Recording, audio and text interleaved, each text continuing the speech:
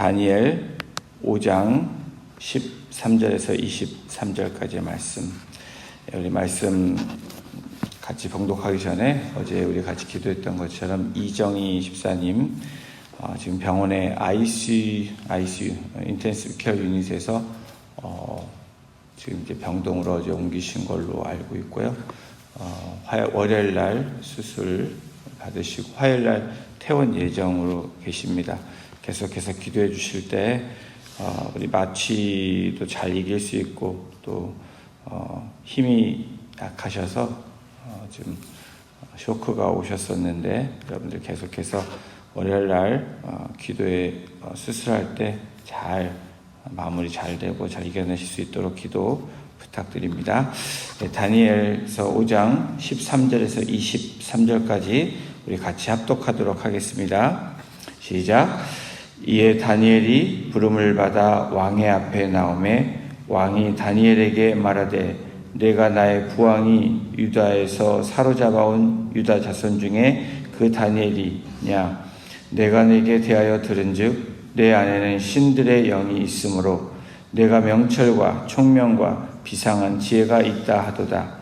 지금 여러 지혜자와 술객을 내 앞에 불러다가 그들에게 이 글을 읽고 그 해석을 내게 알게 하라 하였으나 그들이 다 그 해석을 내게 보이지 못하였느니라.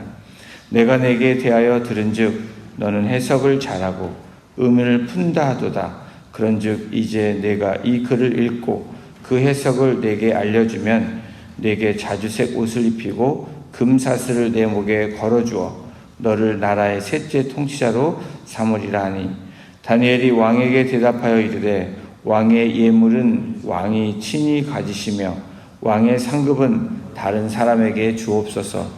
그럴지라도 내가 왕을 위하여 이 글을 읽으며 그 해석을 아뢰리이다. 왕이여 지극히 높으신 하나님이 왕에 붙인 느부갓네살에게 나라와 큰 권세와 영광과 위임을 주셨고 그에게 큰 권세를 주셨으므로 백성들과 나라들과 언어가 다른 모든 사람들이 그 앞에서 떨며 두려워하였으며 그는 임의로 지으며 임의로 살리며 임의로 높이며 임의로 낮추었더니 그가 마음이 높아지며 뜻이 완악하여 교만을 행함으로 그가 왕위가 패한바되며 그의 영광을 빼앗기고 사람 중에서 쫓겨나서 그의 마음이 들짐승의 마음과 같았고 또 들나귀와 함께 살며 또 소처럼 풀을 먹으며 그의 몸이 하늘 이슬에 젖었으며 지극히 높으신 하나님이 사람 나라를 다스리시며 자기의 뜻대로 누구든지 그 자리에 세우시는 줄을 알기에 이르렀나이다. 벨세살이여 왕은 그의 아들이 되어서 이것을 다 알고도 아직도 마음을 낮추지 아니하고 도리어 자신을 하늘의 주제보다 높이며 그의 성전 그릇을 왕 앞으로 가져다가 왕과 귀족들과 왕후들과 후궁들이 다 그것으로 술을 마시고 왕이 또 보지도 듣지도 알지도 못하는 금, 은, 구리, 새와 나무, 돌로 만든 우상들을 찬양하고 도리어 왕의 호흡을 주장하시고 왕의 모든 길을 작정하시는 하나님께는 영광을 돌리지 아니한지라. 아멘. 역사를 거울 삼아라는 제목으로 말씀 나누겠습니다. 역사를 잊은 민족에게는 미래가 없다라는 말이 있습니다. 제가 캄보디아 선교를 갔을 때 우리 멤버들과 함께 수도인 프놈펜에 가서 뚜옹슬랭 박물관이라는 곳을 함께 방문했습니다. 일부러라도 찾아갔습니다. 왜 그러냐면 그 박물관이 어떤 박물관이냐면 바로 이 핍박이 있었던 박해가 있었던 바로 폴풋 정권에 의해서 무려 300만 명의 학살이 이루어졌던 그 유물들 또 해골들을 모아가지고 놓은 박물관이었습니다. 한 사람의 지도자가 얼마만큼 중요한지 그 한 사람으로 인해서 나라 반절의 인구가 거진 학살되고 형제가 형제를 죽이고 이웃이 이웃을 죽이는 그런 아픔이 그곳에 고스란히 남아 있었습니다. 청산되지 않은 역사는 반복되고 그 후유증이 크다라는 것을 깨닫게 되는 그런 시간이었습니다. 다니엘서 5장은 역사를 거울 삼지 않은 한 사람으로 등장하며 시작을 합니다. 선왕이 교만으로 인해서 하나님께로부터 혹독한 아픈 일을 경험했던 그런 역사를 알고 있었음에도 불구하고 역사를 돌아보지 않고 교만한 일을 반복하고 있는 그 후손, 그 왕의 모습을 우리는 찾아볼 수 있습니다. 다니엘 5장 3절 4절에 성경은 이렇게 기록하고 있습니다. 어제 본문이었습니다. 예루살렘 하나님의 전 성소 중에서 탈취하여 온 금그릇을 가져오매 왕이 그 귀족들과 황후들과 후궁들과 더불어 그것으로 마시더라. 그들이 술을 마시고는 그 금, 은, 구리, 쇠, 나무, 돌로 만든 신들을 찬양하니라. 바로 이때 이렇게 예루살렘에서 가져왔던 그 성전에서 드렸던 그릇들, 유물들을 가지고 자랑을 하며 술을 마시고, 그리고 자기들이 만든 금은 여러 가지 신상들에게 절하고 있을 그쯤에 사람의 손가락이 나타나 벽에 글을 쓰는 그런 사건이 발생을 합니다. 이 사건을 통해서 이 왕이 근심하게 되고 자기가 알고 있는 이 바벨론에 있는 이 책사들, 술사들, 모든 것들을 해석할 수 있는 사람들을 다 불러서 이 꿈이 아닌 이 벽에 쓴 글씨를 해석하게 합니다.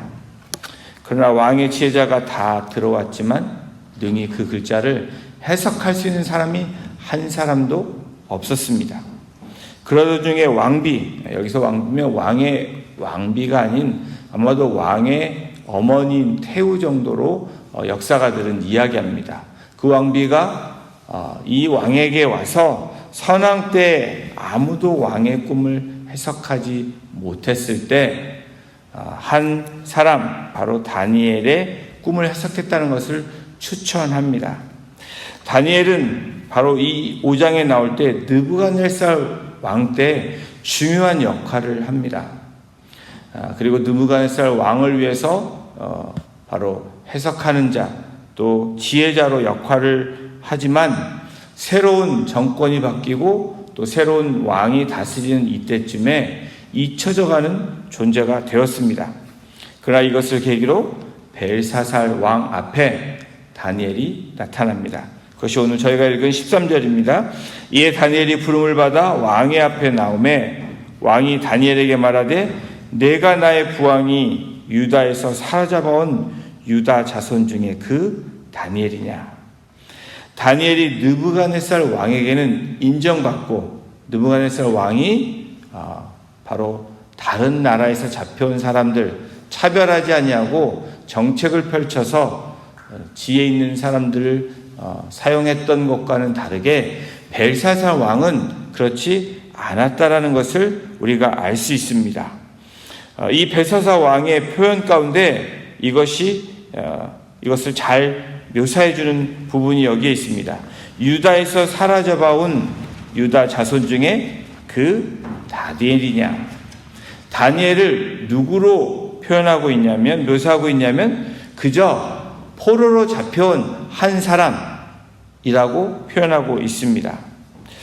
그러나 우리는 오늘 본문을 통해서 무엇을 보기를 원하냐면 세상을 추구하는 사람과 하나님의 영원한 사람을 추구하는 사람들의 결과가 아주 잘 드러나는 본문이 오늘 본문입니다. 분명한 결과를 나타내 주십니다. 세상의 것을 추구하는 사람, 오늘 본문에서 세상의 것을 추구하는 사람은 현재의 헛된 영광에 초점을 맞추며 살아가는 사람이다라고 이야기할 수 있습니다. 이러한 사람이 어떤 사람이냐면 역사를 거울 삼지 않고 그저 현실에 있는 것들 만족하는 것이 아니고 현실에 있는 것들을 있는 것들에만 초점을 맞추는 사람이라는 것입니다. 다니엘서 5장 3절 아까 읽었던 예루살렘 하나님의 전 성소전에서 탈취해온 금그릇을 가져오매 왕이 그 귀족들과 황후들과 후궁들과 더불어 그것을 마시더라. 술도 곱게 먹어야 되는데 어떻게 하냐면 바로 탈취해온 것, 성물로 여겼던 것들을 과시하면서 현재 나의 모습이 이렇다라고 자랑하며 내세울 거 없는 왕의 모습으로 그냥 마시고 즐겼다라는 것입니다. 현실에 있는 것들에만 초점을 맞추고 있습니다. 세상의 것을 추구하는 사람 두 번째 모습은 다원주의로 살아간다라는 겁니다. 여러분, 다원주의가 뭐냐면 다니엘서 5장 4절에 있는 것입니다.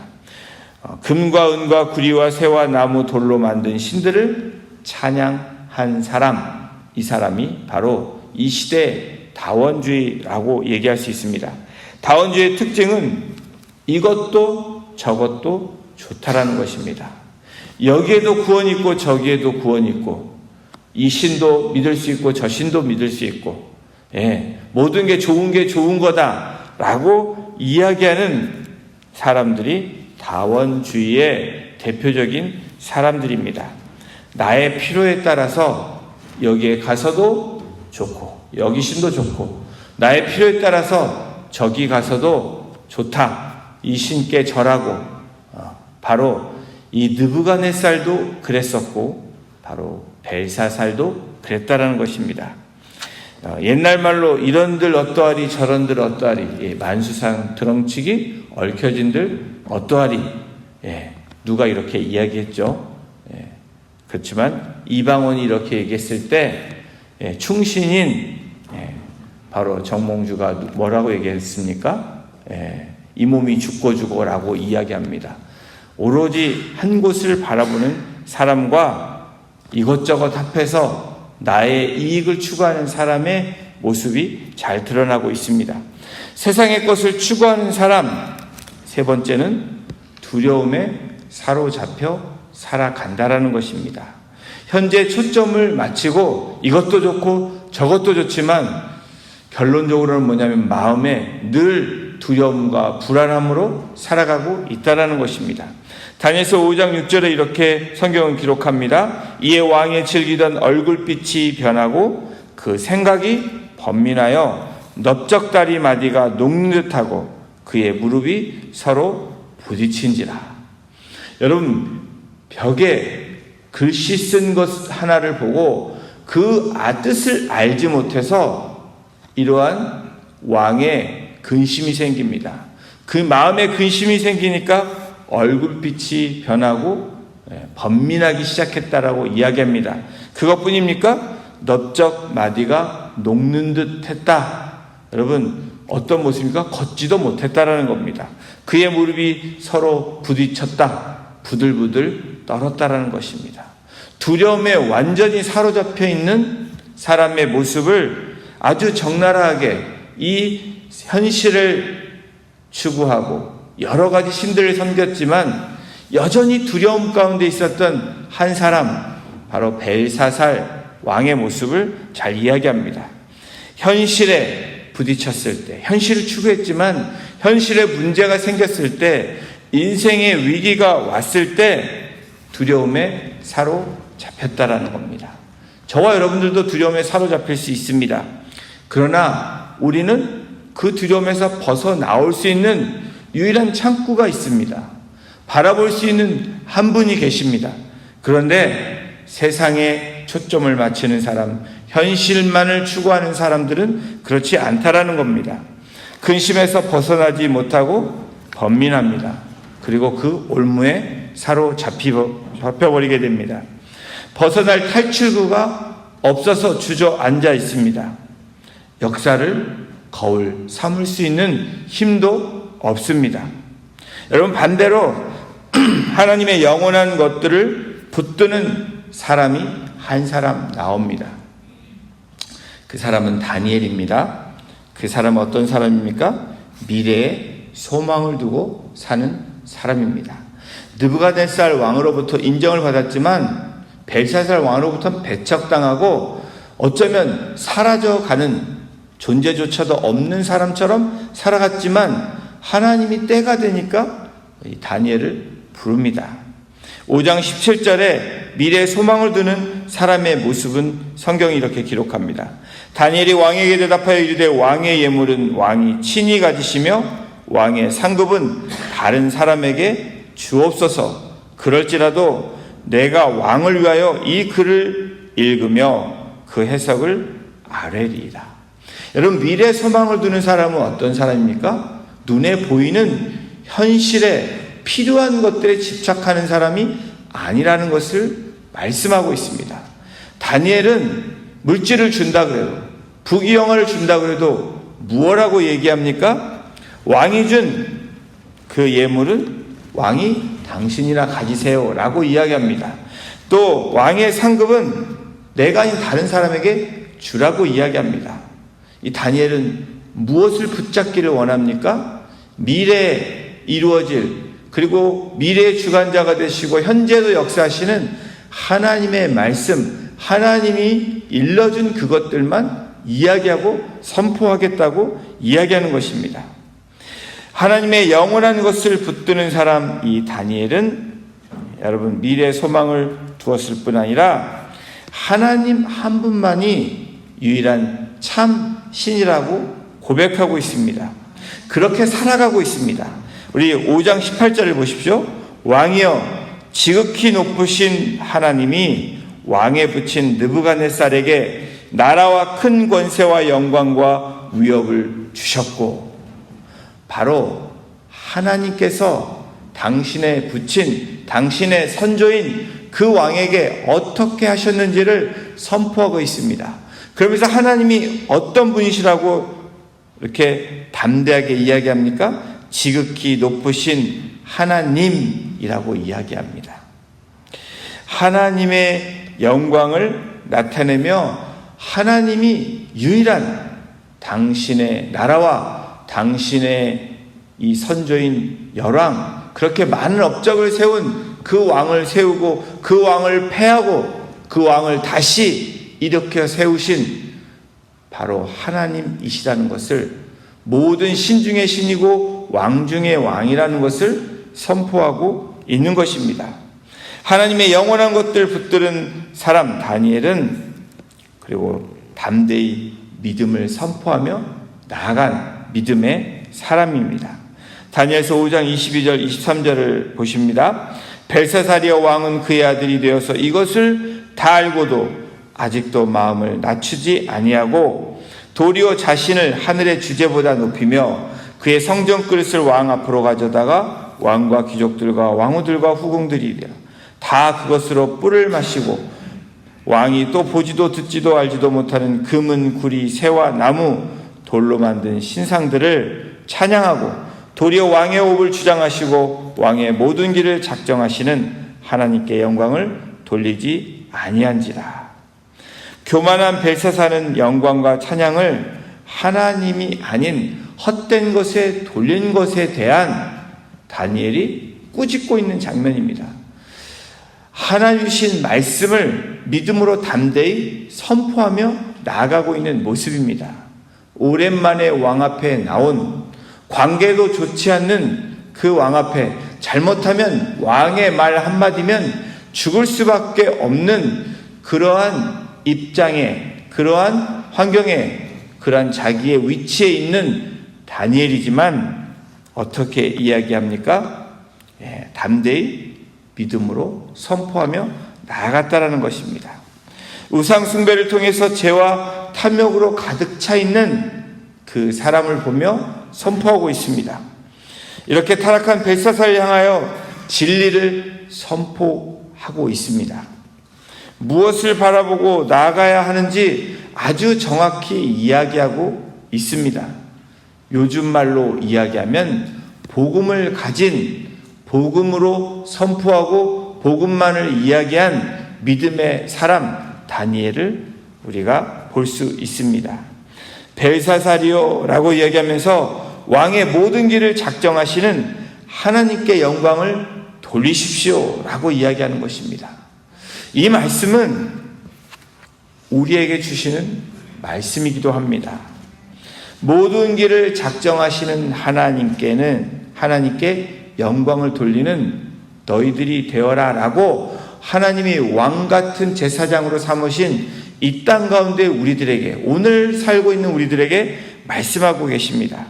사랑하는 성도 여러분, 오늘 본문에서 하나님께서 분명하게 조명하시는 것이 있습니다. 우리는 중간지대에 있을 수 없는 사람이라는 것을 이야기합니다. 요즘 한국에서도 그리고 미국에서도 우리가 분명하게 선택해야 되는 분명한 진리가, 분명한 사실이 있습니다. 중간에 있어도 되는 입장이 아니라는 것을 우리는 경험하고 있습니다. 바로 거짓과 진실이 싸우고 있는 싸움에 저와 여러분들은 이 세상을 또한 바라보고 있습니다. 그런데 이 세상을 판단할 수 있는, 또 이 세상을 걸어가는데 빛으로 소금으로 나아갈 수 있는 유일한 길은 바로 무엇이냐면 다니엘이 고백하고 그 왕 앞에 나온 모습이라는 것입니다. 세상의 것을 추구하는 사람이 될 것인지, 아니면 하나님의 영원한 것을 붙드는 사람이 될 것인지를 오늘도 우리들에게 묻고 있는, 또 우리들에게 말씀하고 있는 메시지가 오늘 본문의 메시지입니다. 성도 여러분, 그 중심에 무엇이 자리 잡고 있는지에 따라서 우리의 인생은 아주 뚜렷해질 수 있다는 겁니다. 우리의 고백은, 또 우리가 가는 길은 아주 선명해진다는 것입니다. 아직도 이리로 가야 될지 저리로 가야 될지, 무엇을 선택해야 될지 갈팡질팡하고 있다면 어쩌면 여전히 세상의 것을 추구하는 우리들의 모습이 있고, 하늘의 것도 추구하며 양다리로 걷고 있는 우리들의 모습이라고 우리는 이야기할 수 있습니다. 그러나 오늘 말씀은 분명하게 말씀합니다. 누가 이들에게 주셨는지, 이 왕들에게, 또 예루살렘에 있는 포로들을 왜 바벨론으로 그렇게 인도하셨는지, 또 하나님께서 누가 빼앗았는지, 또 역사의 주관자가 누구이신지 분명하게 오늘 본문을 통해서 벨사살 왕에게, 그리고 느부갓네살 왕에게도 말씀하셨고, 오늘 왕같은 제사장인 저와 여러분들에게도 세상을 살아가고 있는, 세상과 늘 함께 동행해야 되는 저와 여러분들에게도 말씀하고 있습니다. 역사를 돌아보며 자신의 삶을 돌이키는 사람, 그 사람은 세상에 썩어질 것들에 집착하지 않는다라는 것입니다. 오늘 감사할 수 있는 것은, 또 이렇게 새벽을 깨우며 나올 수 있는 저와 여러분들에게 주시는 하나님의 진리의 말씀은 어떠한 삶의 현실일지라도 썩어질 것에 대해서 주목하지 말라라는 것입니다. 현실에 빠져 있지 말라라는 것입니다. 현실을 살아가지만 현실을 붙잡는 것이 아니고 미래의 소망에, 바로 영원한 삶을 살아갈 수 있는 그 하늘나라의 꿈을 꾸며 하늘나라의 소망을 두는 하나님의 백성으로 살아가라고, 거기에 투자하라고, 거기에 초점을 맞추며 살아가라고 하나님께서 말씀해 주고 계십니다. 사랑하는 성도 여러분, 하나님을 인정하지 않으면, 하나님의 주권을 우리가 인정하지 않으면 헛된 것들만 의지하다가 패망의 길로 걸어갈 수밖에 없다라는 것을 아주 정확히, 아주 선명하게 분명하게 오늘 말씀해 주십니다. 그것뿐입니까? 하나님의 말씀을 외면하다가 하나님의 마지막 심판 때, 예수님이 재림하실 때 우리는 그 심판 때에 설 수밖에 없는 존재라는 것을 다시 한번 말씀해 주고 계십니다. 사랑하는 성도 여러분, 하나님께는 영광을 돌리지 아니한지라, 라는 말 대신에 우리는 너희는 하나님께 영광 돌리며 살았다. 또 저와 여러분들이 웰다잉 하는 것은 나는 매일매일 십자가 앞에서 죽었노라. 나는 매일매일 하나님의 영광을 위해 살았노라. 라고 그렇게 고백할 수 있는 그 믿음의 고백이 우리의 삶 가운데 또 우리의 영혼 가운데 있기를 주님의 이름으로 축원합니다. 기도하시겠습니다. 하나님, 역사를 돌아보며 그 역사 가운데 인도하시고 주장하시고 함께하신 우리 하나님을 바라볼 수 있는 그 영안의 눈이 열려지게 하시고 믿음의 눈이 열려지게 하심으로 오늘 우리가 서야 될 곳, 우리가 앉아야 될 곳, 그리고 우리가 말해야 될 것, 우리가 걸어가야 될 그 길을 걸어갈 수 있는 믿음의 사람들로 우리를 주장하여 주시고 오늘도 그 길이 바로 예수 그리스도를 통해서 하나님 앞에 가는 길임을 다시 한번 고백하며 선포하며 나아갈 때 세상에 또 현실 가운데만 직시하고 묶여있는 삶이 아닌 하나님의 백성으로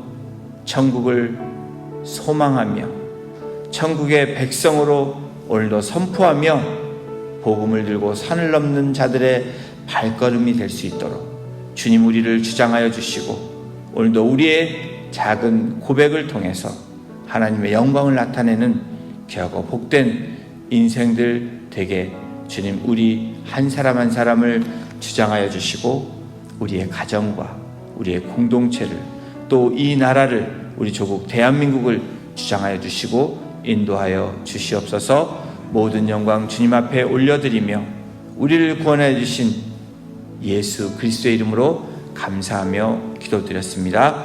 아멘.